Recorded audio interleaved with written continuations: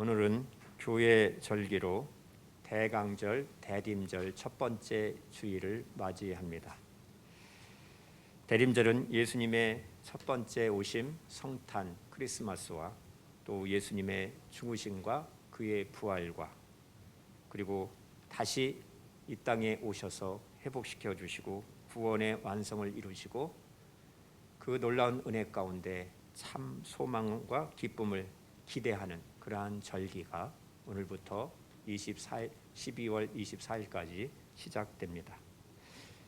그런 의미에서 볼 때 오늘 본문 말씀 고린도전서 15장은 부활장인데 참으로 우리에게 합당한 말씀이 이어지는 것을 보게 됩니다. 고린도전서 15장 말씀은 부활에 관하여 성경 전체를 통해서 볼 때 논리 정연하게 설명을 해주고 있습니다. 사도 바울은 예수님의 부활이 하나의 가설이 아니라 역사적인 사실이었던 것을 부활의 목격자들을 통해서 증인들을 통해서 선포하고 있습니다. 당시 예수님의 제자들도 예수님이 죽었다가 살아나신 사건을 믿을 수 없었고 그 사건을 목격한 이들도 절대로 믿을 수가 없었던 것입니다. 그런데 예수님이 다시 사신 것을 목격한 사람들이 하나 둘씩이 아니라 500여 명이나 되었다라고 성경은 기록하고 있습니다. 그래서 이들은 예수님이 죽었다가 틀림없이 다시 살아나신 것을 증명하는 삶을 살게 되었다는 것입니다. 인간의 영혼은 모든 사람에게 있습니다. 이것이 신비입니다.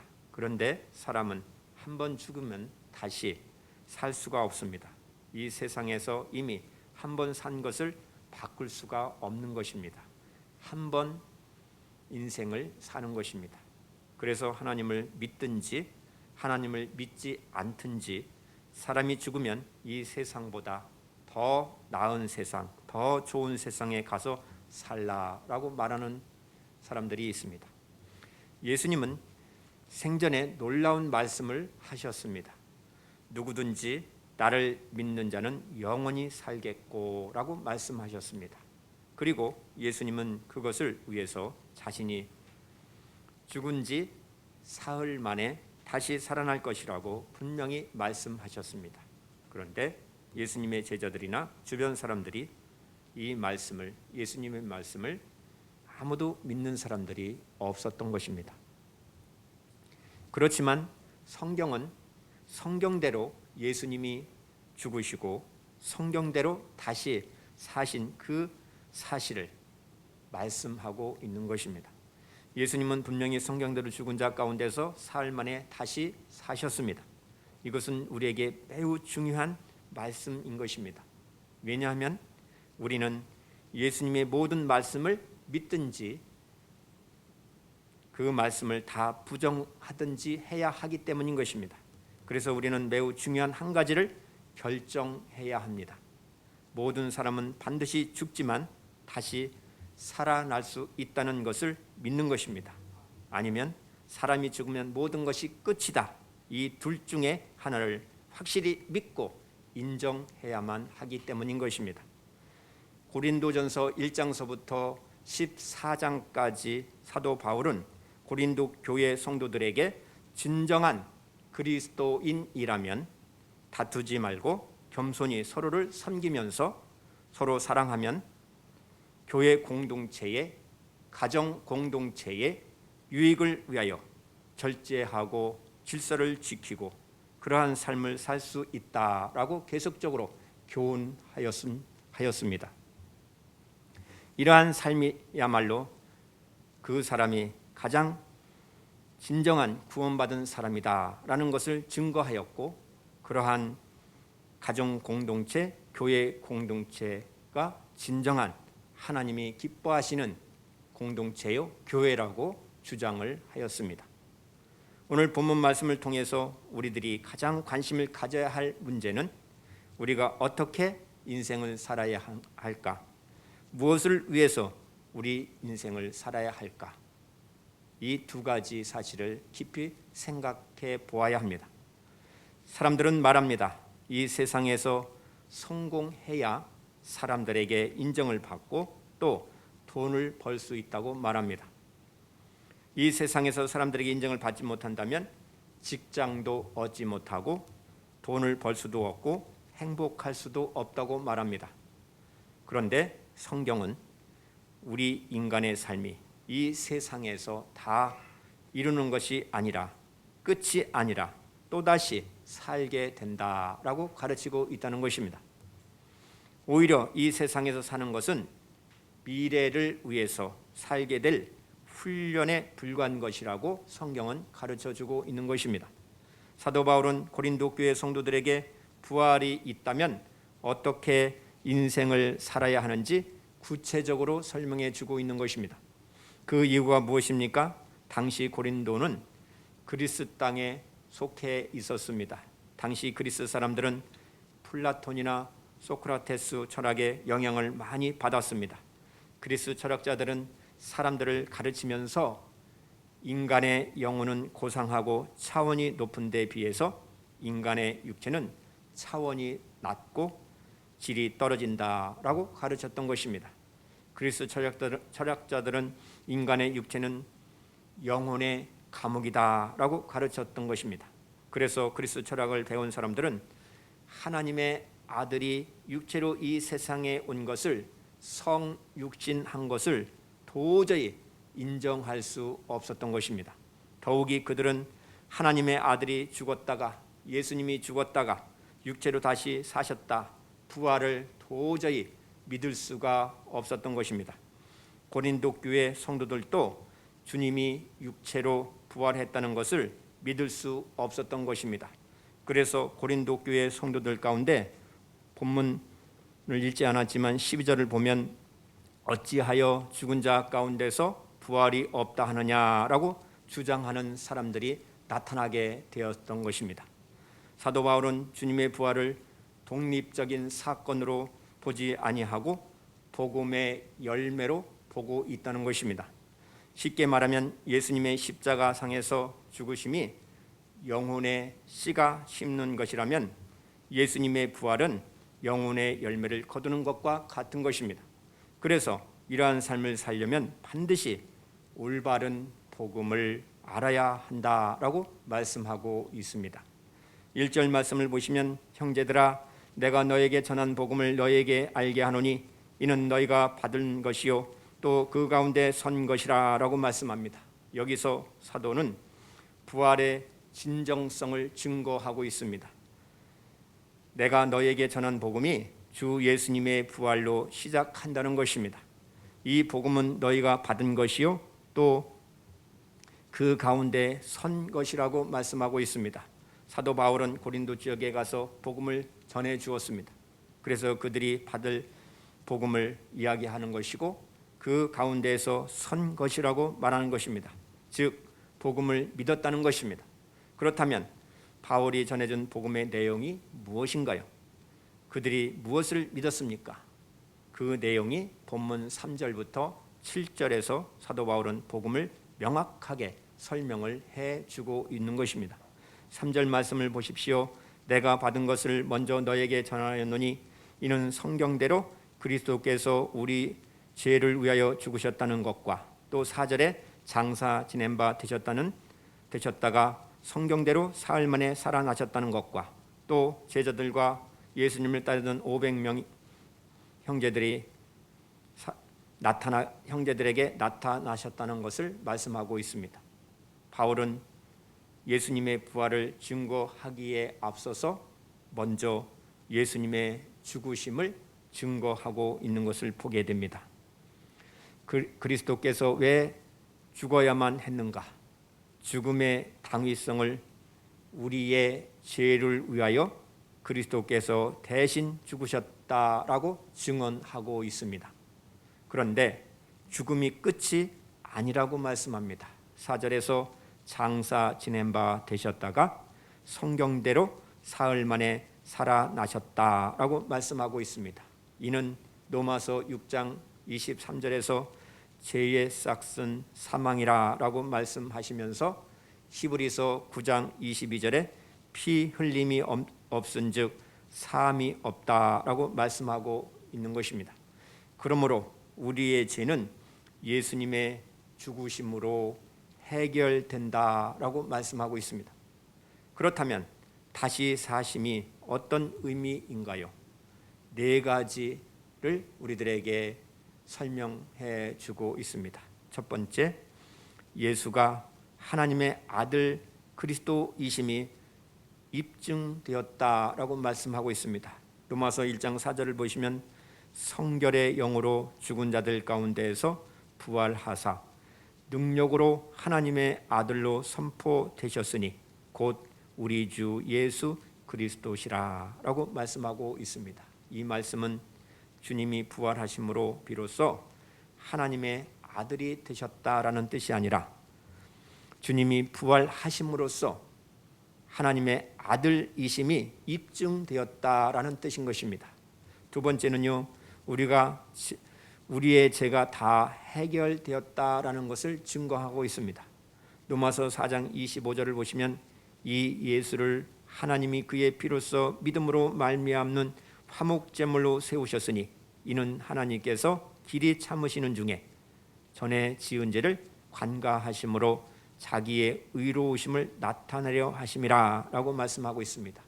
이 말씀은 예수님은 우리 범죄함을 인하여서 내어줌이 되었고 또한 우리를 의롭다 하심을 위하여서 살아나셨다라는 말씀인 것입니다. 예수님이 부활이 없다면 우리는 의로운 사람이 될 수 없는 것입니다. 세 번째는 예수 그리스도의 부활이 우리들의 부활의 보증이 된다고 말씀하고 있습니다. 이 보증은요, 고린도전서 20장 15장 20절에 잠자는 자들의 첫 열매가 되셨다라고 말씀합니다.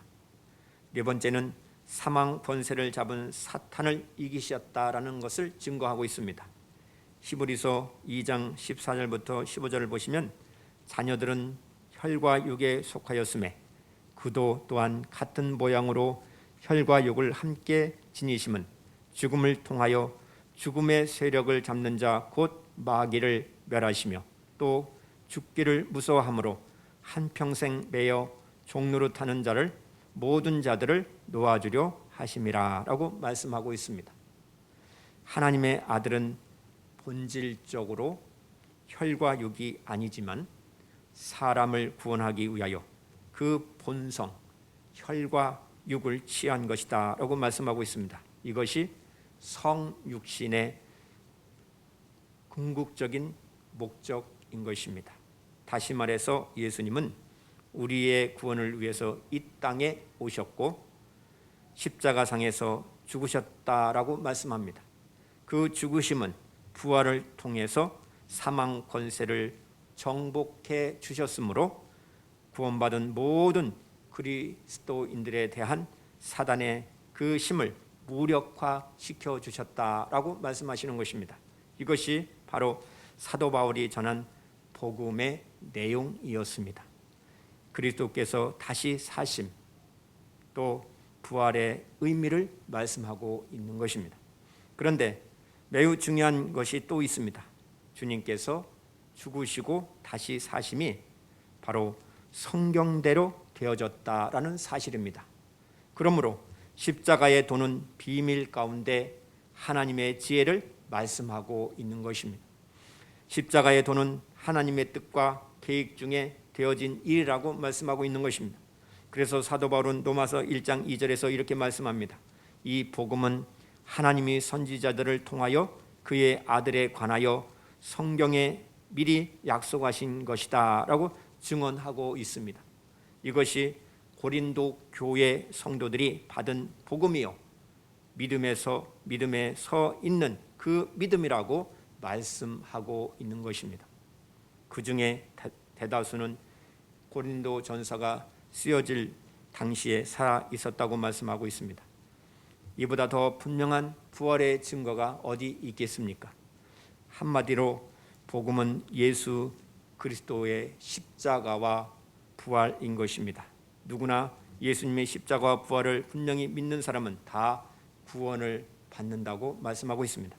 그런데 세상 사람들도 예수님께서 십자가상에서 죽으셨다라는 것은 동의합니다.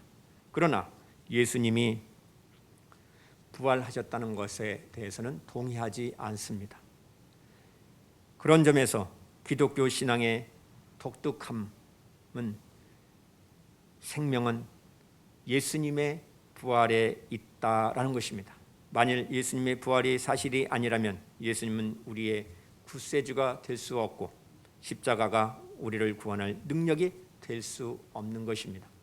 그래서 지난 2000년 교회 역사를 통해서 볼 때에 마귀가 계속적으로 예수님의 부활을 공격하였고 그 복음을 믿는 우리의 신앙을 공격하는 것입니다.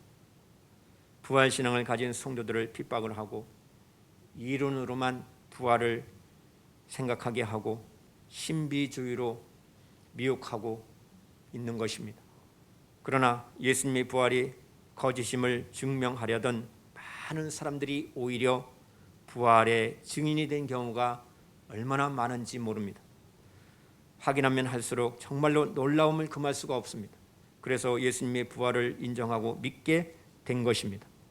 마귀가 하는 일이 무엇입니까? 예수님의 부활을 그저 교리로만 믿게 만드는 것입니다. 예수님이 부활하셨다는 것을 아주 작은 수준에서 만족하게 만드는 것입니다. 사도 바울은 예수님의 부활에 대하여 너무나도 중요한 증언을 하고 있습니다. 바울은 예수님의 부활을 목격한 증인들을 세워서 증언하고 있습니다.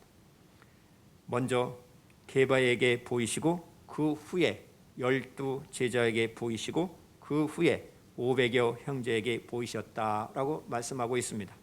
어떤 사람들은 이미 세상을 떠났고 그 중에 지금까지 살아있는 사람들이 다수라고 말씀하고 있습니다. 그런 후에 야고보에게 보이셨고 그런 후에 8절을 보시면 맨 나중에 만삭되지 못하여 난 자 같은 내게도 보이셨느니라 라고 증언하고 있습니다. 바울은 최종적으로 자신을 부활의 증인으로 내세우고 있음을 보게 됩니다. 예수님을 직접 만난 적이 없었던 사도 바울 자신도 부활의 예수님을 만났다라는 것입니다. 사도 바울은 교회를 박해하고 예수님의 부활을 전하는 그리스도인들을 핍박하는 그러한 사람이었습니다. 이것은 엄청난 사건이었습니다.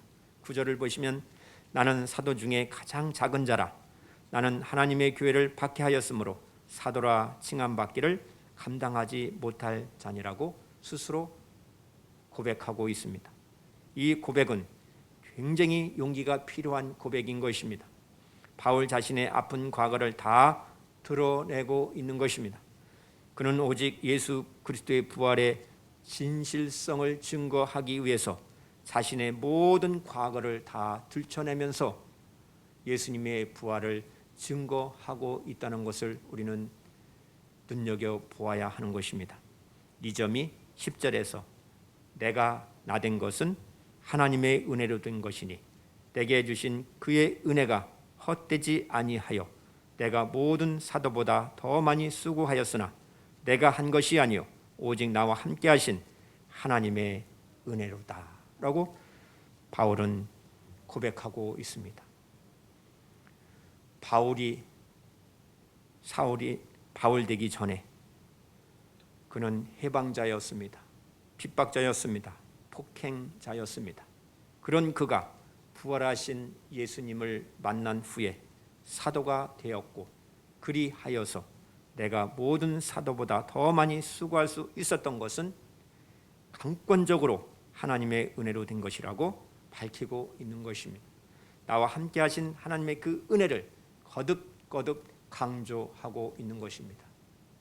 우리는 어떻습니까? 이 자리에 예배드리는 나는 어떻게 된 것입니까? 하나님의 은혜가 아니었습니까? 지금까지 주님을 바라보면서 생활할 수 있는 그 은혜가 얼마나 놀라운 은혜입니까? 11절 말씀을 보십시오. 그러므로 나나 그들이나 이같이 전파하매 너희도 이같이 믿었느니라 라고 말씀하고 있습니다. 이는 바울이 전한 복음과 다른 사도들이 전한 복음이 같은 내용임을 가리키고 있는 것입니다. 이 말씀이 놀라운 이유는 이것이 곧 우리의 이야기, 우리의 믿음이기 때문인 것입니다. 그래서 2절 말씀 보십시오. 2절 말씀을 우리가 다 함께 읽겠습니다. 2절 시작. 너희가 만일 내가 전한 그 말을 굳게 지키고 헛되이 믿지 아니하였으면 그로 말미암아 구원을 받으리라. 아멘. 이 말씀이 오늘 본문 말씀의 결론입니다. 우리들도 이같이 믿고 있습니까? 혹시 헛되이 믿고 있지는 않습니까? 스스로 나 자신에게 물어보아야 하는 것입니다. 고린도 교회 교인들과 우리 사이에는 2000년 이상의 시간적인 간극이 있습니다. 그러나 우리도 지금 부활의 예수님을 믿고 주님을 바라보고 생활하고 있습니다. 성경에는 구원받은 모든 사람들의 이야기가 기록되어 있습니다. 요한복음 20장 29절을 보시면 예수께서 이르시되 너는 나를 본고로 믿느냐? 보지 못하고 믿는 자들은 복되도다 하시니라 라고 말씀하셨습니다. 예수님은 이 말씀을 부활하신 주님을 뵙고도 의심하는 도마에게 부활에 대한 증거를 그에게 이제는 더 이상 보여줄 수 없는 때를 내다보시면서 주님이 하늘로 올라가시면 그 후에 믿어야 할 것을 말씀하신 내용인 것입니다. 이는 도마와 같은 특권을 누리지 못하고 믿는 사람들에게 특별히 복이 임할 것을 말씀하신 것입니다.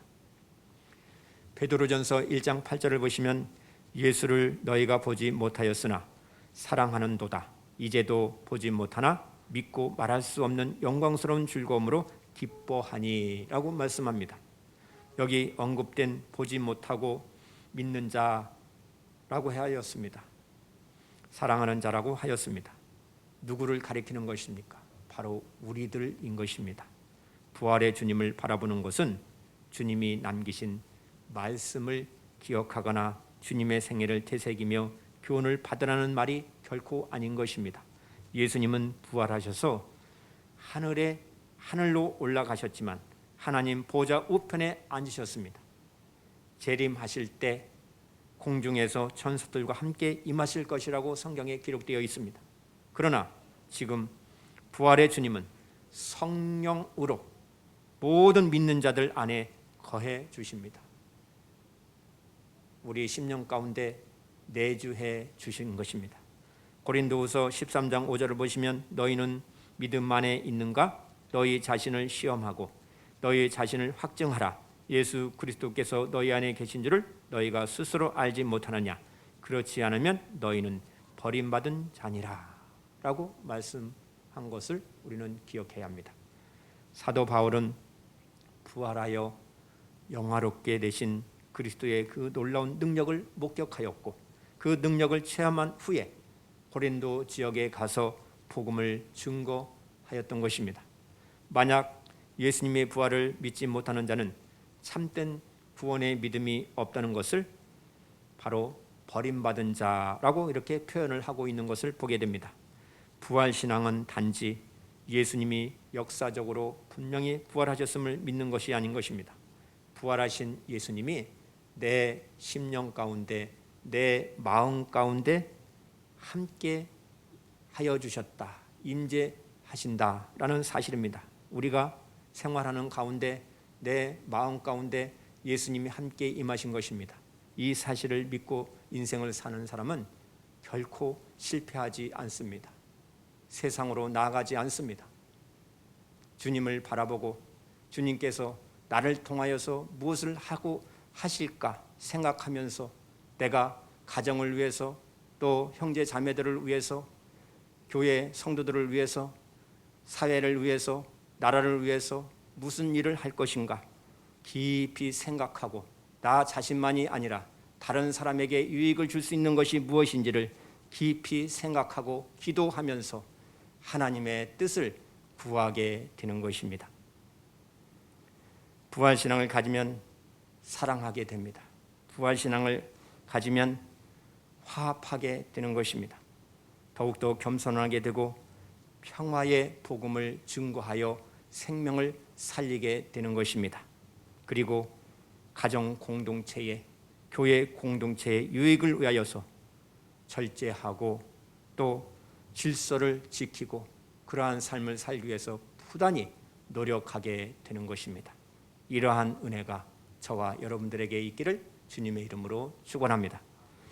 성경에 보면은요, 엠마오로 가던 제자들도 예수님을 만났고 의심 많았던 도마도 예수님의 못자국과 창자국에 손을 넣어보고 주님이 부활하셨다는 사실을 믿게 되었습니다. 이 말씀은 성경대로 이루어진 것이고 부활이 있다는 것을 증명해 주는 귀한 말씀인 것입니다. 예수님의 부활은 그분을 가장 믿지 않았던 두 사람의 인생에 결정적인 영향을 주었습니다. 한 사람은 예수님의 동생 야고보입니다. 야고보는 예수님이 부활하실 때까지 그분이 하나님의 아들 메시아인 것을 전혀 믿지 않았습니다. 인정하지 않았습니다. 부활을 믿지 못하던 도마를 개인적으로 만났던 것처럼 예수님은 동생인 야고보를 특별히 만나 주셨습니다. 야고보는 부활하신 예수님을 영접하고 초대교회에서 매우 중요한 역할을 감당하는 사람이 되었습니다. 전해지는 이야기에 따르면 야고보가 얼마나 기도를 많이 하였는지 무릎이 낙타 무릎이 될 정도로 기도한 사람이었다라고 전해지고 있습니다. 여러분, 예수님의 부활을 믿음을 소유하게 되면 우리는 주님을 바라보며 기도하게 되는 것입니다. 또 다른 사람은 사도 바울입니다.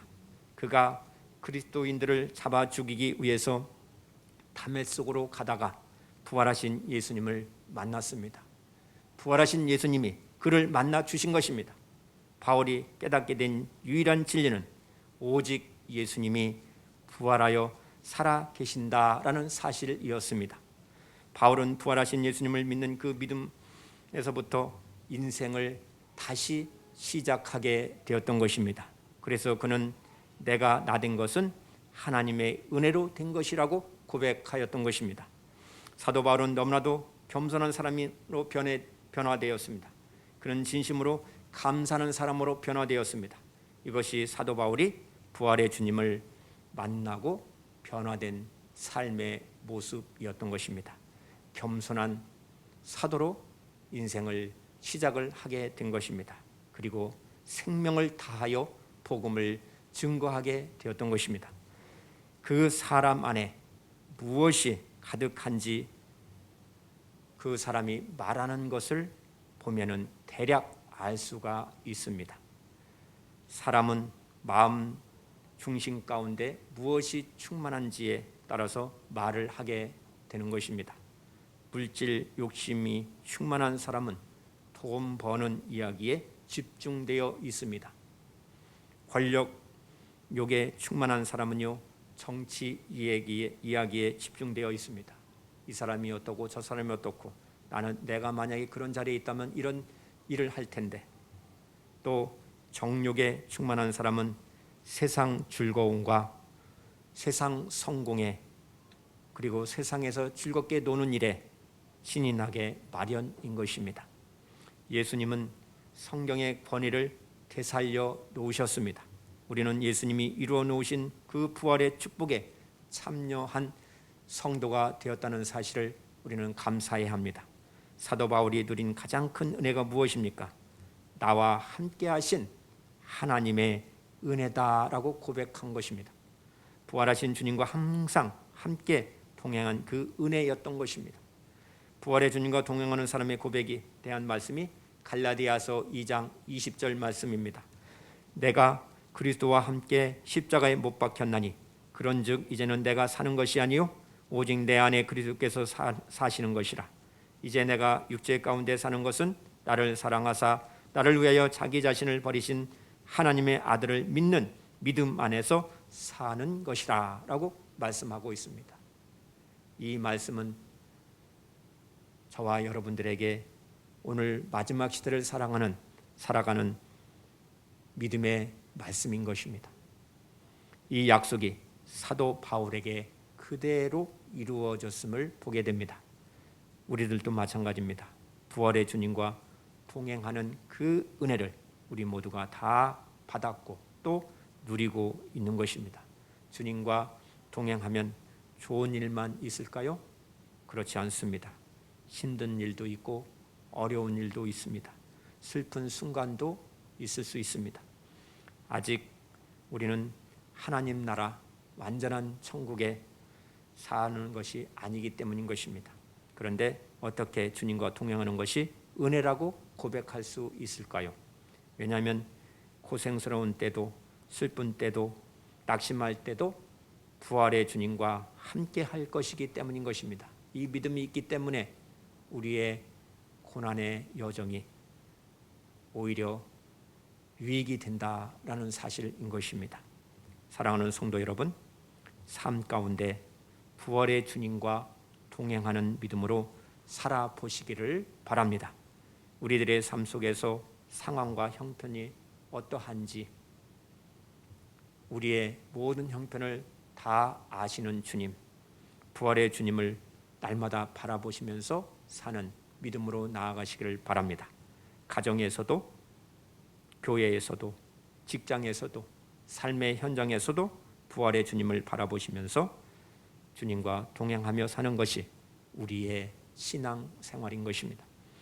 부활 신앙을 가지고 살면은 사랑하게 됩니다. 합력하여 선한 일을 이루게 되는 것입니다. 평화의 복음을 증거하게 되는 것입니다. 겸손한 사람이 되는 것입니다. 가정을 위해서 교회 공동체를 위해서 일하게 되는 것입니다. 어떤 것이 유익하게 되는 것인지를 알게 되고 절제하게 되고 나의 수고를 통하여서 우리의 가정이 새롭게 되어지고 우리의 모든 주변 사람들이 행복해지는 그러한 소망을 가지고 나가게 되는 것입니다. 코로나19가 재확산되어서 2단계다, 2.5단계다, 3단계까지 가야 된다 이렇게 걱정이 많은 그러한 시대에 우리가 살고 있습니다.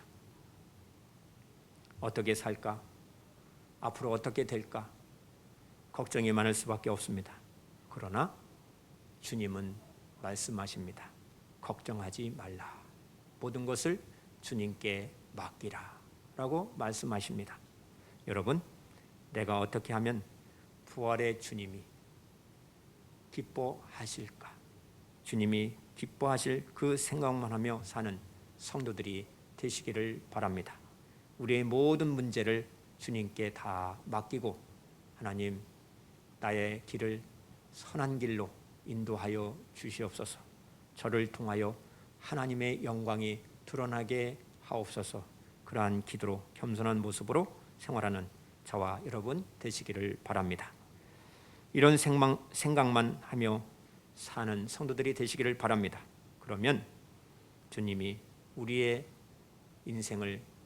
인생길을 생활을 책임져 주십니다.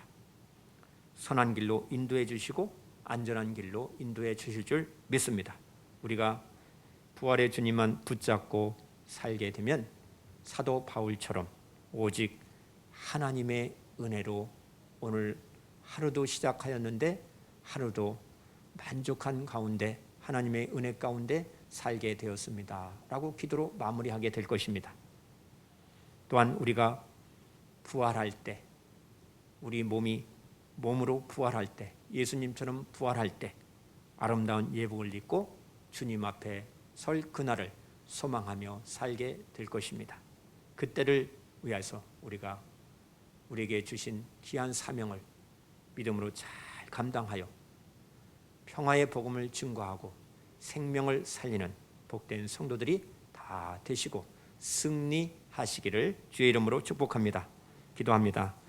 사랑의 하나님, 영원히 죽을 수밖에 없었던 저희들을 예수님께서 이 땅에 오셔서 십자가를 지시고 장사 지낸 바 되시고 사흘 만에 부활하시고 부활의 첫 열매를 보게 하시고 그 소망 가운데 살게 하심을 감사합니다. 주님, 부활의 신앙을 가지고 부활하신 예수님과 함께 동행하는 그러한 은혜 가운데 사는 우리 성도들이 다 되게 하옵소서. 그리하여 가정에서 합력하여 선한 일을 이루게 하시고 교회 공동체를 더욱더 유익하게 하시고 사회에서 삶의 현장에서 다른 사람들에게 더욱더 유익함을 줄 수 있고 또 질서를 잘 지켜 하나님의 나라를 위해서 헌신하고 봉사하면서 주신 은혜 가운데 날마다 승리하는 삶을 사는 우리 성도들이 다 되게 하여 주실 줄 믿습니다. 예수님의 이름으로 기도드리옵나이다. 아멘.